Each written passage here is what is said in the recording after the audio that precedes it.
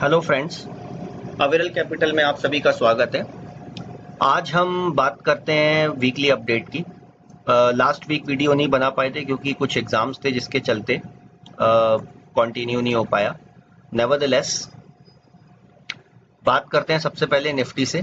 तो मेरे सामने निफ्टी का ही चार्ट खुला हुआ है। मैं एक चीज़ मैं आपको बताना चाहूँगा, निफ्टी की स्टार्ट करने से पहले निफ्टी का डे चार्ट है, इसके सपोर्ट रेजिस्टेंस हम ड्रॉ करेंगे और देखेंगे वीकली अपडेट में क्या हो सकता है।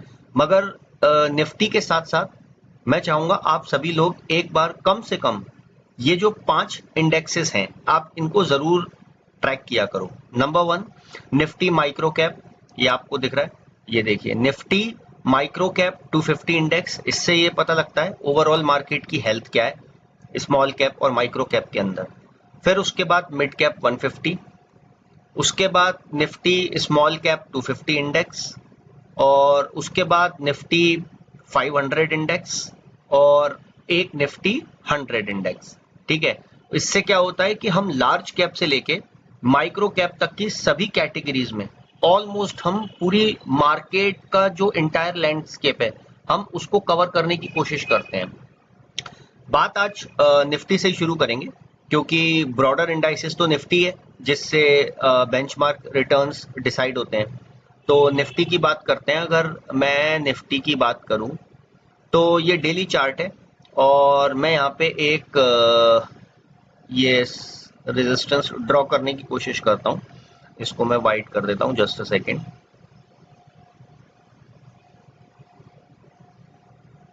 देखिए, इसमें ये डेली चार्ट के ऊपर इसने 24,089.80 इसके आसपास का इसने हाई बनाया था। ठीक है, तो मार्केट की स्ट्रक्चर चल कैसी रही है अगर आप इसको थोड़ा सा गौर से देखोगे तो आपको ये दिखेगा। इसका मैं एक आपको पाथ डिजाइन करके देता हूँ। देखो, यहाँ से चलना शुरू हुआ, ये इसने लो बनाया, ये इसने फिर लोअर हाई बनाया, फिर उसके बाद इसने अनदर लोअर लो बनाया, फिर उसने लोअर हाई बनाया, फिर उसने अनदर लोअर लो बनाया, और इस बार उसने जो पिछला वाला हाई था उसे ब्रेक कर दिया, यानी हायर हाईज बनाया, और इस बार लोअर हाईज बनाया है। अब अगर ये लो नहीं कटता है तो बहुत प्रोबेबिलिटीज है कि हम यहाँ से हमने 1 2 3 4 5 6 7 ये हमने 7 लेग क्रिएट कर चुके हैं।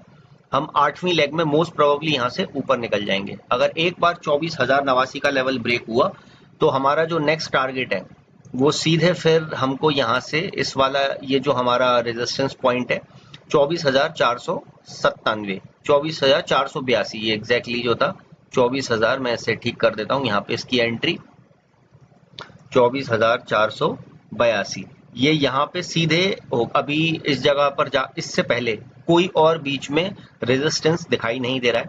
अगर एक बार इसको ब्रेक करता है तो स्ट्रेट यहाँ पे टच करेगा।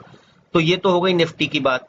अगर यहाँ से ये ब्रेक करता है 24,089 को, ऑलरेडी अभी 24,056 पे ही है, पर मान लेते हैं अगर यहाँ से गैप डाउन खुलता है तो गैप डाउन खुलने के बाद हमको ये लो जो है ये हमारा बहुत ही इंपॉर्टेंट रहेगा 24,789 के आसपास का, 24,784 से 785 इस लेवल पे मार्केट अगर आएगी और यहाँ से ब्रेक करेगा तो फिर इस वाले लो को, क्योंकि फिर ये ब्रेकआउट फेलियर होगा ना, यहाँ पे इसने हाई को क्रिएट किया, यहाँ पे ट्रैप किया और ट्रैप करके सीधा फिर अपने नए लो की तरफ 23,094 से नीचे का जो लो है उसको नए टेस्ट करने के लिए जाएगी। और अगर एक बार 24,089 के ऊपर निकल जाता है तो फिर 24,482। ठीक है, ये निफ्टी की बात है। एक बार पांचों इंडेक्सेस को देख लेते हैं जो जिसका मैंने आपको जिक्र किया था। 24,955 पे फिलहाल माइक्रो कैप इंडेक्स है, जो कि अगर देखा जाए तो अपने प्रीवियस हाई को इसने बहुत ही डिसाइसिवली ब्रेक कर दिया है। ठीक है, तो यानी माइक्रो कैप अप ट्रेंड में ही है। अगर उनके अंदर आप मोमेंटम देखोगे तो आपको मिलेगा। ये बात हो रही है निफ्टी 150 की। इसने भी अपना पिछला वाला हाई ब्रेक तो किया था, मतलब वहां आके डोजी बनाया था, लेकिन वह सस्टेन नहीं किया। तो लेट्स सी ये अब अपने गैप को फिल करने जाता है या फिर यहाँ से कंटिन्यू ऊपर की जर्नी रखता है। ठीक है, 250 के अंदर भी इसने अपने हाई को डिसाइसिवली ब्रेक किया था, तो यहाँ तक ये आ सकता है। इसका मतलब मार्केट में थोड़ा सा प्रेशर, क्योंकि सभी इंडेक्सेस अगर आप गौर से देखोगे तो सारी इंडाइसेस अपने ऑलमोस्ट प्रीवियस हाई जो उन्होंने ब्रेक किया था उस रेजिस्टेंस के या तो आसपास हैं या बिल्कुल उसके टच कर रही है। जैसे निफ्टी 500 है, अपने प्रीवियस हाई को भी ब्रेक नहीं कर पाई है। निफ्टी 100 है, इसने भी अपने प्रीवियस हाई को ब्रेक नहीं किया है, लेकिन ये जो इसने लोअर हाईज लगाना शुरू किए थे वहां से जरूर इसने एक हाई, अपर हाई यानी हायर हाईज इसने देना शुरू किया है। तो देखते हैं ये क्या करता है।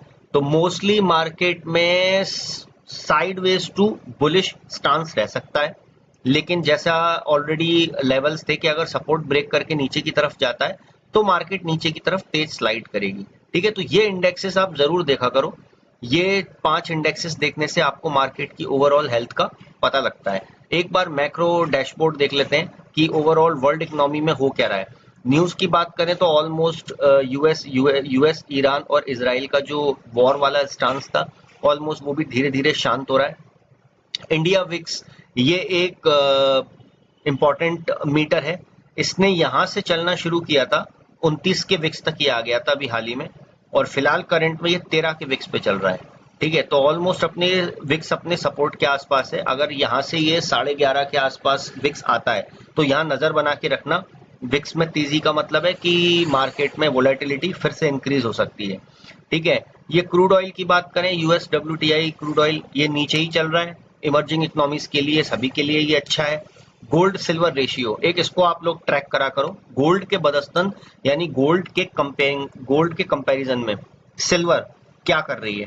ठीक है, एक इस चीज को ट्रैक किया करो, ये बहुत इंपॉर्टेंट है। इससे ये पता लगता है, क्योंकि गोल्ड जो है वो सेफ हेवन है। अगर गोल्ड के अंदर हमारा इन्वेस्टमेंट यानी इन्वेस्टर्स अगर वहां पे अपनी इन्वेस्टमेंट्स को ज्यादा से ज्यादा फ्लॉक कर रहे हैं, ज्यादा से ज्यादा गोल्ड के अंदर जा रहे हैं, अपनी पोजीशंस ले रहे हैं बड़े प्लेयर्स, तो इसका मतलब है कि वो मार्केट में थोड़ा सा कॉशियस लुक लेके चल रहे हैं। गोल्ड और सिल्वर के रेशियो का मतलब है, अब ये इस केस में भी हो सकता है कि गोल्ड अगर ड्रैग कर रहा है नीचे की तरफ, सिल्वर उससे ज्यादा ड्रैग कर सकती है, तब इस केस में भी गोल्ड और सिल्वर का रेशियो आपको पॉजिटिव ही नजर आएगा। तो ये गोल्ड और सिल्वर के पर्टिकुलरली चार्ट पे जाकर के देख सकते हैं। US 10 year government bond yields, ये एक बहुत ही इंपॉर्टेंट पैरामीटर्स है कि लगातार ये अपने अपने जो प्रीवियस लोज थे उनको ब्रेक करके 10 ईयर बॉन्ड यील्ड्स नीचे जा रहा है। ये इमर्जिंग मार्केट के लिए बहुत अच्छी बात है। बस एक प्रॉब्लम बस यही है कि डॉलर इंडेक्स बहुत ऊपर राइज हो रहा है, तो डॉलर इंडेक्स वो इमर्जिंग इकोनॉमीज के लिए ठीक नहीं है।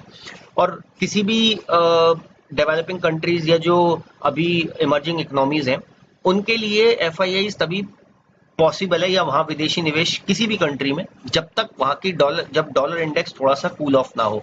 अभी डॉलर इंडेक्स अप है, ये एक कॉशियस आप रख सकते हैं। ये यूएस की इन्फ्लेशन है, ये मई का डेटा प्रिंट हो चुका है, थोड़ा सा स्लाइटली बढ़ के आई है, पर ऑलरेडी जिस तरह से यूएस GDP के आंकड़े आए हैं उससे रिसेशन को भी नहीं कहा जा सकता।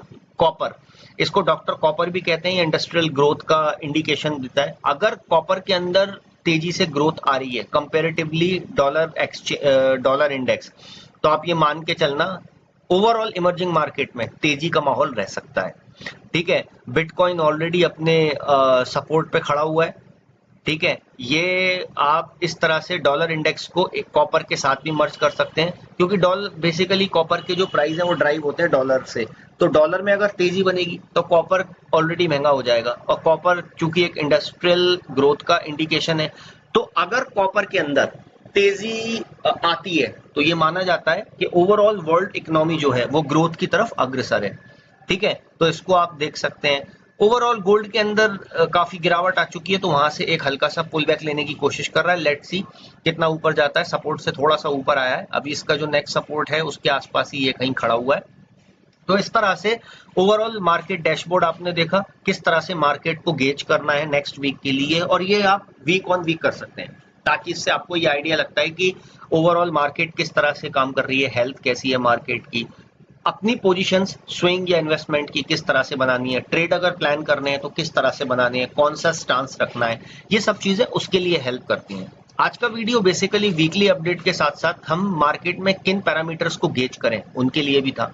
तो इस आई होप इससे बहुत सारे क्वेश्चंस आज आपके सॉल्व हो गए होंगे। इस सीरीज को हम कंटिन्यू रखेंगे वीक ऑन वीक, बीच में एक लर्निंग वीडियो जहां से हमारा लर्निंग कर्व थोड़ा छोटा हो, एक उसको भी हम टारगेट करेंगे। आज के लिए फिलहाल इतना ही रखते हैं।